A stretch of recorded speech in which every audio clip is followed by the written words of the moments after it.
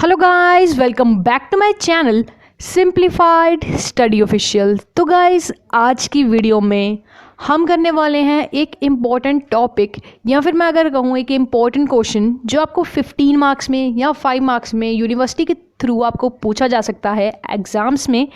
ये हम करने वाले हैं SAPM की बुक में से, मतलब security analysis and portfolio management की बुक से ये करने वाले हैं। ये फर्स्ट चैप्टर में आपका एक टॉपिक आता है, difference between investment and speculation. तो आज की वीडियो में हम इससे डिस्कस करने वाले हैं, इसके डिफरेंसेस देखेंगे। तो गाइज़, ये वैसे तो 15 मार्क्स में आता है, बट ये 15 मार्क्स का पूरा नहीं होता। मतलब ये 2 क्वेश्चन आपको कंबाइन करके पूछे होते हैं। जो आपसे फर्स्ट क्वेश्चन पूछा होता है वो आपका 7.5 मार्क्स का होता है, और ये इन्वेस्टमेंट एंड स्पेकुलेशन ये भी आपका 7.5 का होता है, मतलब 15 मार्क्स का। मतलब आप समझ के चलो कि ये 7.5 नंबर का आपका ये क्वेश्चन है, ठीक है। तो इसमें जो डिफरेंसेस है वो काफ़ी ज़्यादा है, ठीक है। अगर मैं इसके डिफरेंसेस की बात करूँ, वो टोटल 27 डिफरेंसेस है जो मेरे पास बुक है उसके अकॉर्डिंग, ठीक है। तो मैं आपको 10 या 12 करा दूंगी, उसमें से अगर आप 7 अगर 8 तो आपको लिख के ही जाने हैं डिफरेंसेस। बट अगर आपको आते हैं ज़्यादा, अगर आपको कोई डाउट है कि हाँ मेरा एक आधा गलत हो सकता है डिफरेंस, तो आप 10 लिख के जाओ, ठीक है। तो मैं आपको उसमें से जो मेरे पास बुक है उसमें से आपको ईजी से चुन के मैं वो करवाने वाली हूँ। तो वीडियो को शुरू करते हैं। बट वीडियो को स्टार्ट करने से पहले अभी तक आपने मेरे चैनल को सब्सक्राइब नहीं किया एंड इस वीडियो को लाइक नहीं किया तो फटाफट से कर लो।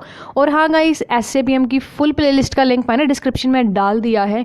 उसमें आप और भी चैप्टर्स जैसे टेक्निकल एनालिसिस, उसके इंपॉर्टेंट क्वेश्चन, फंडामेंटल एनालिसिस, ठीक है, इन्वेस्टमेंट अवेन्यू, सारा मैंने चैप्टर वहाँ पे डाल दिया, वहाँ पे जाके चेकआउट कर सकते हैं।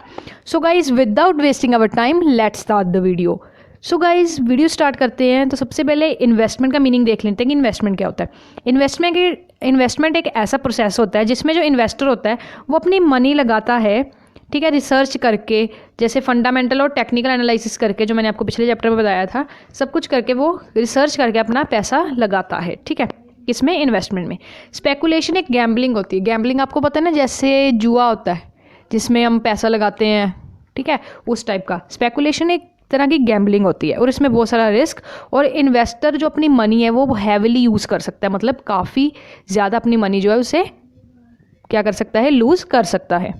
नेक्स्ट गाइस, सेकंड इसका डिफरेंस आ जाता है, वो आता है नेचर। जो इन्वेस्टमेंट है वो लॉन्ग टर्म इन नेचर है, मतलब जो इसमें लंबा समय चाहिए होता है, लॉन्ग टर्म होती है नेचर में। और जो स्पेकुलेशन है वो शॉर्ट टर्म इन नेचर होती है। थर्ड गाइस, इसका डिफरेंस आ जाएगा एम, ठीक है। इन्वेस्टमेंट का जो एम होता है, मतलब इन्वेस्टमेंट हम क्यों करते हैं, उसका गोल क्यों होता है कि ताकि हमें इनकम आए, ठीक है, हमारी कैपिटल जो है इंक्रीज हो, मतलब कैपिटल एप्रिसिएशन हो। कैपिटल एप्रिसिएशन का मतलब आपकी जो कैपिटल है वो क्या हो, इंक्रीज हो, आपकी कैपिटल बढ़ जाए, आपका पैसा और इनकम इंक्रीज हो। तभी हम इन्वेस्टमेंट करते हैं, हम पैसा लगाते हैं ताकि हमें रिटर्न आए, मतलब जितना हमारा पैसा है वो डबल हो जाए, या फिर हमें क्या है, रिटर्न आए, मतलब हमारी इनकम बढ़े, कैपिटल बढ़े। और स्पेकुलेशन में क्या होता है, इसमें शॉर्ट टर्म, जैसे मैंने आपको बताया, इसमें आपका थोड़ा बहुत गेन हो जाता है, ठीक है। नेक्स्ट गाइस, डिफरेंस आ जाता है इसका किस बेसिस पे आ जाता है, रिस्की। जो इन्वेस्टमेंट होती है वो लेस रिस्की होती है एज़ कम्पेयर टू अगर हम बात करें स्पेकुलेशन में। बट जो स्पेकुलेशन की अगर हम बात करें, स्पेकुलेशन मोर रिस्की होती है, ठीक है। इसमें काफ़ी ज़्यादा क्या होता है, हाई रिस्क होता है, इसलिए क्या होती है, ज़्यादा मोर रिस्की होती है। थर्ड आ जाएगा बेस। जो इन्वेस्टमेंट है वो फंडामेंटल ऑफ कंपनी के बनता है, मतलब फंडामेंटल्स ऑफ कंपनी, मतलब इसमें टेक्निकल एनालिसिस, ठीक है, fundamental analysis, economic analysis, industry को एनालाइज किया जाता है। बट स्पेकुलेशन जो होता है में क्या होता है, वो प्योरली एक तरह की ट्रेडिंग होती है। टाइप ऑफ अकाउंट के बेसिस में क्या डिफरेंस आ जाता है। जो इन्वेस्टमेंट है वो creditor of the company, creditor of the investment होता है, और जो स्पेकुलेशन होता है वो ओनर ऑफ क्या होता है, स्पेकुलेशन होता है, राइट। उसके बाद आ जाता है पीरियड या फिर ड्यूरेशन। अगर हम टाइम पीरियड की बात करें, जो इन्वेस्टमेंट होती है, जैसे मैंने आपको पहले ही बताया था, जो इन्वेस्टमेंट होती है वो क्या होती है, लॉन्ग टर्म इन नेचर होती है। और अगर गाइस हम बात करें स्पेकुलेशन की, स्पेकुलेशन जो होती है वो यूजुअली क्या होती है, शॉर्ट टर्म की होती है, मतलब जो इसका टाइम पीरियड होता है स्पेकुलेशन का वो क्या होता है, शॉर्ट होता है। इन्वेस्टमेंट का जो टाइम पीरियड है वो क्या होता है, लॉन्ग होता है, और जो स्पेकुलेशन का टाइम पीरियड वो यूजुअली क्या होता है, शॉर्ट होता है, राइट। तो बढ़ते हैं गाइस नेक्स्ट डिफरेंस की तरफ। नेक्स्ट गाइस देखते हैं डिफरेंस का बेसिस। तो आ जाता है हमारा टाइम होरिजन, ठीक है।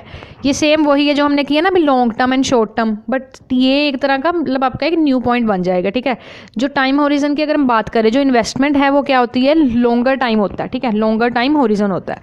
और अगर हम स्पेकुलेशन की बात करें, यहाँ पे जो टाइम होता है वो क्या होता है, कम होता है। इन्वेस्टमेंट में क्या होता है, ज़्यादा टाइम होता है। अगर आपको इन्वेस्टमेंट का क्वेश्चन आए what do you mean by investment, तो आप ये भी लिख सकते हो। एक पॉइंट आपका और ऐड हो सकता है कि जो इन्वेस्टमेंट होती है वो क्या होती है, लॉन्ग टर्म इन नेचर होती है, और जो स्पेकुलेशन होती है वो क्या होती है, शॉर्ट टर्म होती है।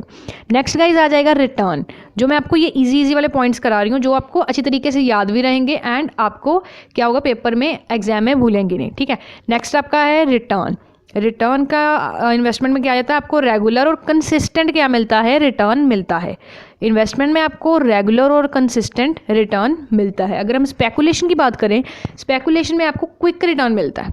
ठीक है, अगर आप गैम्बलिंग कर रहे हो, मतलब जुआ खेल रहे हो, तो आप मान लो अगर आपने जुआ लगाया है, अगर आप एकदम जीत गए आपको मिल जाएगा, बट अगर आप हार गए तो हार गए।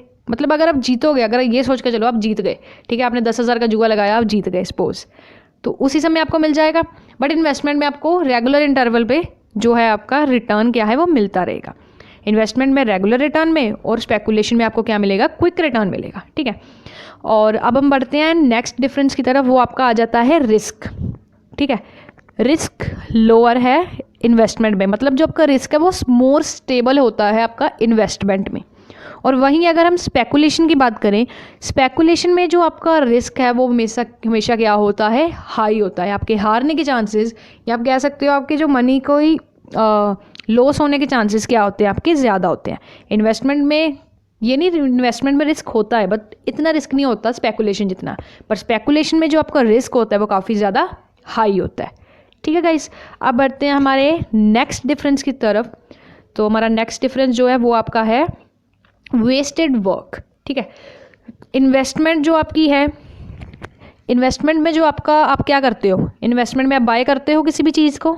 ठीक है, किसी भी सिक्योरिटी को आप क्या करते हो, बाय करते हो और उसको होल्ड करके रखते हो। ऐसे ही होता है, मान लो आपने शेयर्स खरीदे, आपने उसके क्या कर लिया, शेयर्स को बाय कर लिया। मान लो आपने 100 शेयर बाय किए 10 रुपये के। ठीक है, आपने क्या किया, शेयर्स ले लिए और उसको होल्ड करके रखा, 1 महीने तक रखा, 2 महीने तक रखा, तीसरे महीने ना एकदम क्या होता है, जो शेयर का प्राइस होता है वो 10 रुपये से बढ़कर 50 रुपये हो जाता है। अब आप क्या करोगे, क्या कर दोगे, इसको सेल कर दोगे। ठीक है, तो इसमें जो आपका काम होता है वो वेस्टेड नहीं होता है। ठीक है, आप जो इन्वेस्टमेंट में आप क्या करते हो, जब उसकी आपके शेयर की वैल्यू या आपकी सिक्योरिटी की वैल्यू, चाहे आपके बॉन्ड्स हों चाहे आपके म्यूचुअल फंड्स हों, अगर उसकी जो वैल्यू है वो इंक्रीज़ हो जाती है, बढ़ जाती है, तो आप उसे क्या करते हो, सेल कर देते हो। तो अगर हम इन्वेस्टमेंट की बात करें तो आपका जो वर्क वेस्टेड वर्क है वो क्या होता है, कम होता है। बट अगर हम स्पेकुलेशन की बात करें, स्पेकुलेशन में आपका क्या होता है, आपका जो वेस्टेड वर्क हो क्या होता है, ज़्यादा होता है। ठीक है, नेक्स्ट हम बढ़ते हैं, हमारा आ जाता है नेक्स्ट आपका बेसिस आ जाता है कॉम्प्लेक्सिटी। जो इन्वेस्टमेंट होती है वो सिंपल होती है। इन्वेस्टमेंट में क्या होता है, आपने shares, bonds, mutual funds, preference share या किसी भी कंपनी के अनदर शेयर्स या अनदर सिक्योरिटीज़, उसे आप क्या करोगे, बाय करोगे एंड उसके बाद जैसे मैंने आपको बताया होल्ड करके रखोगे। जब उसकी प्राइस बढ़ गई आप उसे क्या कर दोगे, सेल कर दोगे। ये काफ़ी सिंपल है, कुछ ज़्यादा कॉम्प्लेक्स नहीं है ना। तो इन्वेस्टमेंट क्या होती है, कॉम्प्लेक्सिटी की अगर हम बात करें, ये क्या होती है, सिंपल होती है। बट अगर हम स्पेकुलेशन की बात करें, ठीक है, जैसे मैंने आपको बताया ये गैम्बलिंग की तरह होता है। जो स्पेकुलेशन की अगर हम बात करें तो ये क्या होता है, कॉम्प्लेक्स होता है। ठीक है, नेक्स्ट आ जाता है इसका सिस्टम, बेसिस आ जाता है डिफरेंस का सिस्टम। जो इन्वेस्टमेंट का सिस्टम है वो ग्रो होता रहता है टाइम के साथ साथ। ठीक है, जैसे मैंने आपको बताया, आपने 10 रुपये का शेयर लिया था, पिछला मैंने अभी आपको एग्जांपल दिया। ठीक है, 10 रुपये का आपने शेयर लिया, वो 3 महीने बाद, 4 महीने बाद 50 रुपये का हो गया। मतलब ये आपका ग्रो होता रहता है, ग्रोइंग ओवर टाइम। और स्पेकुलेशन की बात करें, ज़ीरो सम और लेस गेन, मतलब इसमें थोड़ा बहुत गेन होता है टाइम के साथ, मतलब ज़ीरो के इक्वली रखो या थोड़ा बहुत आपको होता रहेगा। राइट, तो ये गाइज मैंने आपको जो आपके पॉइंट्स मैंने बहुत बढ़िया करवा दिए हैं, मतलब जो आपको इजी रहने वाले हैं वो मैंने पॉइंट्स करवा दिए हैं। आप एक और पॉइंट कर लो, लीवरेज। नॉर्मली जो इन्वेस्टमेंट की अगर बात करें, नॉर्मली जो इन्वेस्टर होता है वो अपनी इन्वेस्ट करता है, अपने फंड्स को इन्वेस्ट करता है और बोरोइंग को क्या करता है, अवॉइड करता है। बट स्पेकुलेशन में वो पैसा कहाँ से लगाता, अपने से नहीं लगाता, वो पैसा बोरो करके लगाता है, उधार करके लगाता है, ठीक है। इसमें जो लीकरेज होती है वो क्या होती है, इंक्रीज़ होती है, और इन्वेस्टमेंट में क्या होती है, डिक्रीज़ होती है, क्योंकि जो इन्वेस्टर होता है इन्वेस्टमेंट में अपना पैसा लगाता है, बोरो नहीं करता। और स्पेकुलेशन में स्पेकुलेटर जो होता है वो अपना पैसा कैसे लगाता है, बोरो करके लगाता है। तो गाइस आज मैंने आपको जो पॉइंट्स बताए ये काफ़ी इजी वाले हैं और आपको एकदम भूलने नहीं वाले हैं।